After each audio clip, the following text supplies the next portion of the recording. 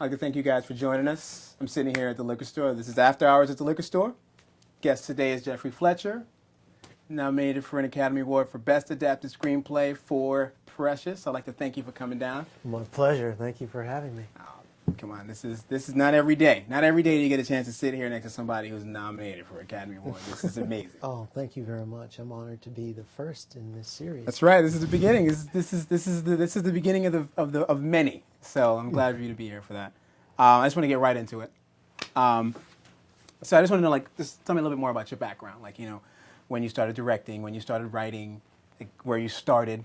Well, I'll tell you, I got my hands on a still camera when I was 12, and video camera when I was 14, and I just never stopped from the first day I got my hands on it. So I do movies with kids in the neighborhood, and then I'd pull toys out of the closet and make these little films where they fight each other. Very simple, crude animation, and really became the love of my life. I don't think there's been a day since I haven't thought about it.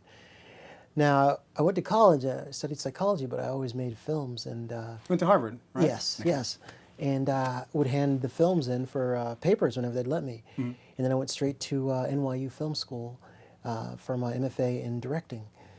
And so, though that focus on directing, and I'd written, directed, shot, and edited all my short films, the writing really came between film school and Precious, the complete focus on writing. And congratulations on that Oscar nomination. That is amazing. It's not every day you can sit down and talk shop with an Oscar-nominated writer. It's not something that happens every day. How did you feel when you first found out that you got that nomination?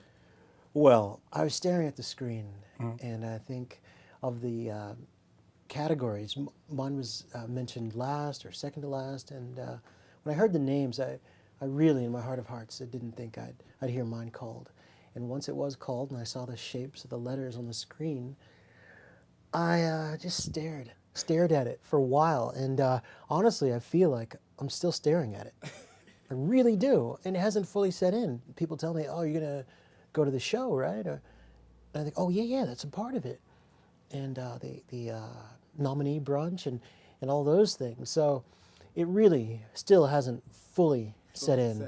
And they keep you so busy, too. Sometimes you don't stop long enough for it to set in. I think I read somewhere that your TV wasn't working when that nomination came across, and I was thinking in my head, I was like, his TV wasn't working. I was like, oh, what, 2010? What kind of TV is? Like, either a really expensive TV or one of those little tiny TVs you put on top of the other TVs that you're banging on it and they're trying to move I was like, what kind of TV does he have? It doesn't work. It's a good question, and I'm a little embarrassed to say that I don't have cable, so I have an antenna, and that's the one major network that I don't get, and I couldn't find it. I didn't even check which network it was going to be the night before. I said, well, the odds are pretty good because I have the other 3 or 4, so I thought, yeah, I'm going to have that one. And when I didn't have it, I was like, wow, let's see, I've got to go to the internet.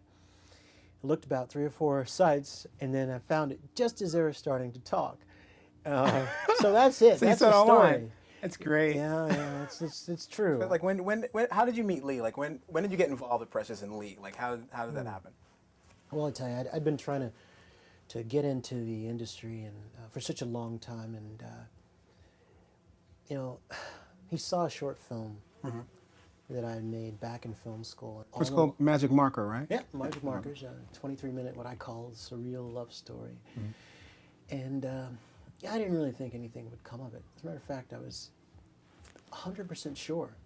And part of me had sort of wondered if things would ever happen. The other part of me said, no, you keep going. This is your passion in your life, and you can't ever give up. And so that created a very relaxed, demeanor when I was around him.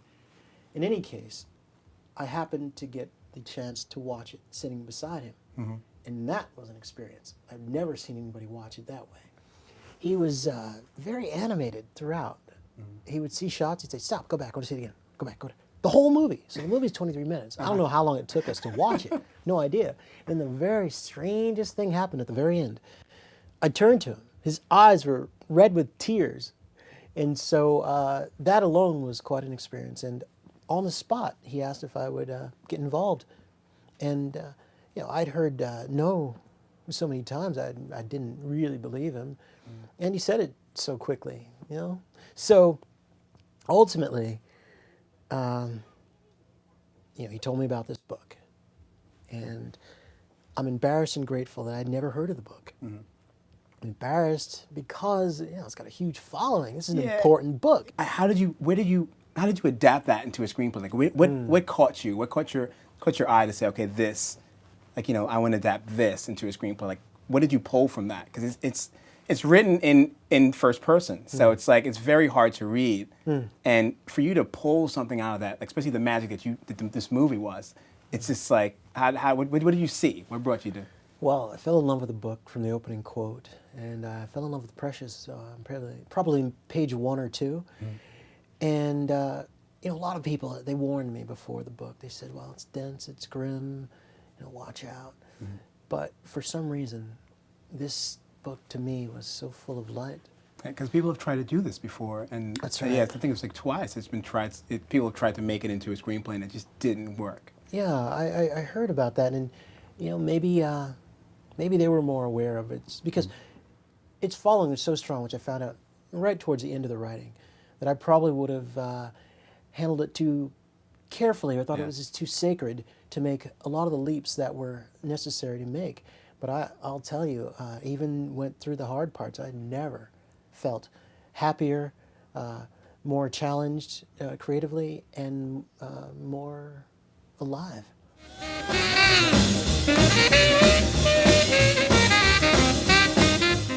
Well, Geoffrey, I appreciate you coming down. Oh, this my was a great pleasure. interview. Once again, like I said, I'm so elated that you were the first guest. So. Yeah. Oh, I'm honored that I'm the first guest. Thank you very much. Thank you, and good luck. Best of luck. Thank you. So I can say, I know someone who won an Academy Award. Oh, I don't know about all that. I tell you, I'll start thinking about that stuff once the nomination is fully set in. Yeah. Then I'll start worrying about that. But thank you so much for the kind words and for including me on your very first show. Thank you.